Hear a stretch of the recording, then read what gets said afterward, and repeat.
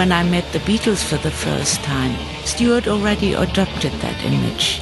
He had his hair combed back, like they all had. And on stage he could practice all his James Dean movements, the coolness and the turning round to the audience and crossing his feet while he was playing, smoking a cigarette.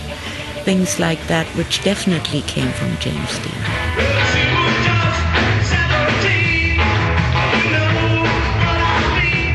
Musician and artist Klaus Voormann was a close friend of the Beatles in Hamburg. Stuart came up on stage, he was picking up his bass and he was standing there like a statue. And he was just whipping his knee a little. He was really very impressive. He took the persona on. Maybe he didn't know it himself, but he had the jacket on, he had the hair combed the same way, it was a little more straight, his hair, and he had those glasses on. His look with those glasses and everything is just amazing how similar those two are.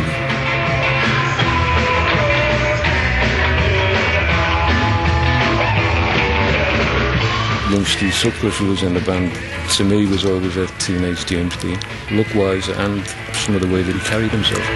Pete Best was the Beatles' original drummer. James Dean was flavour of the month.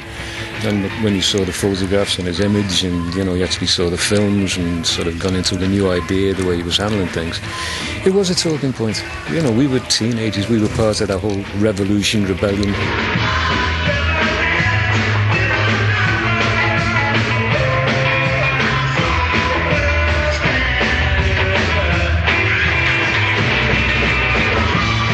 This was raw. Those people didn't know more than those 3-4 chords on the guitar. They didn't know anymore.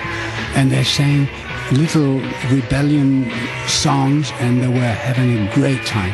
And it was so simple. There was no makeup, no facade. They were just doing what they liked. Sweet little 16.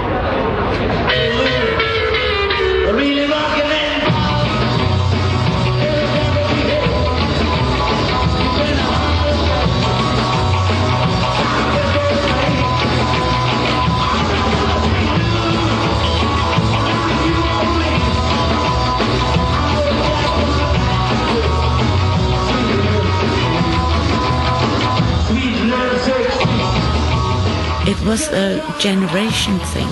There was a boy who had so much power in his aura, an absolute brilliant actor.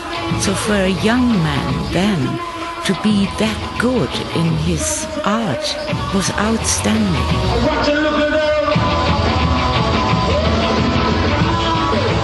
It was a revolution in a way. It was a new way of addressing all the politics that were going on at the time. Adolescents, parents, music, cars, clothing, everything. All in my generation were influenced by James Dean. No doubt about it. One more visual, one more intellectual, one more sexual. Is the whole palette of influences we got from him.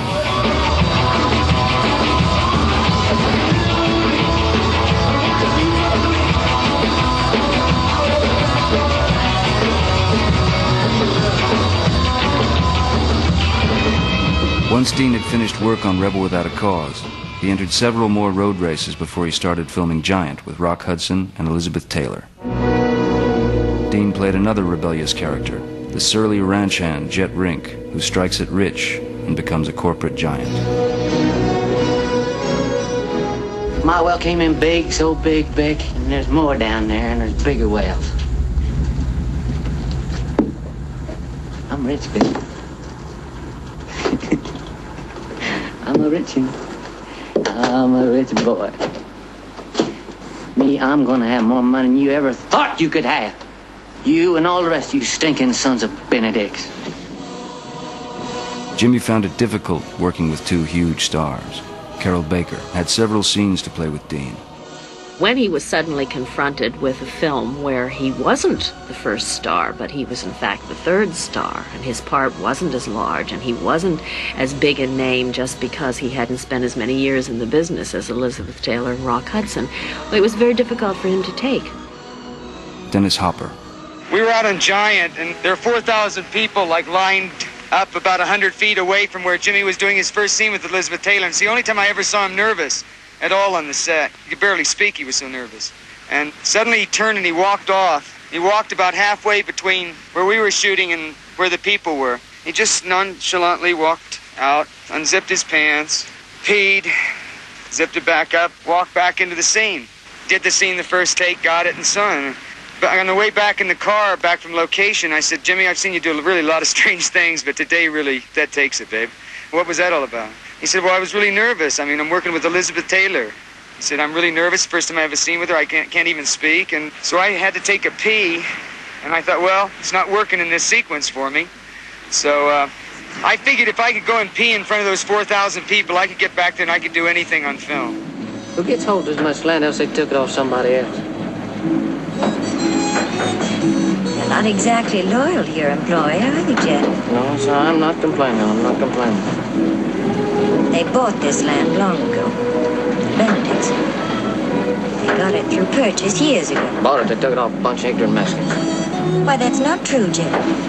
They bought and traded for Spanish land grants. Paid for them, all right. They paid 5 cents an acre. I know my folks was here in Texas long enough to get rich, too. Except they just weren't so foxy. He loved being a star. He adored that attention, and he wanted it desperately, I felt. But it mattered so much that he almost had to treat it with contempt. He couldn't admit how much it meant to him. When he found that if he did unusual things, that they would take his photograph, he couldn't stop doing unusual things when photographers were around. Whether it was twirling a lasso, or shooting a shotgun, or riding his bike, or picking Elizabeth Taylor up and throwing her in the air, whatever it happened to be. You know, if there was a photographer, you could be sure that Jimmy was going to do something special. Martin Landau. You know, I never knew that Jimmy was hard to get to know. You know, here's a guy from Indiana and California, Brooklyn Jewish guy. It was like we were brothers in a second. It was just, I liked the guy, and he liked me, and that was that. And a lot of people say Jimmy was immature. He was 24 when he died. How many 23-year-olds, 22-year-olds do you know that are mature? He died when he was 24. I mean, you know, he didn't have a whole lot of time to be mature. I think he was, in some ways, an unloved child. There was definitely something suicidal in his nature, that he had taken whatever insecurity and non-love and so forth that were a part of his makeup, and as there was not a sufficient way to turn it outward, that he did turn it inward. He was always on, he was always acting, he was always trying effects on people, and it was very hard to get Jimmy to be himself. He'd see a street bum, and he'd go and talk to him, and might spend anything up to an hour talking to him down and out, and he wasn't doing this out of a great sense of compassion. He was trying to find out how this man got to be in the condition he was in, because he could use it. He had a tremendous thirst for all kinds of human emotion. I think this is why he had so many affairs, because, you know, he was learning something from it.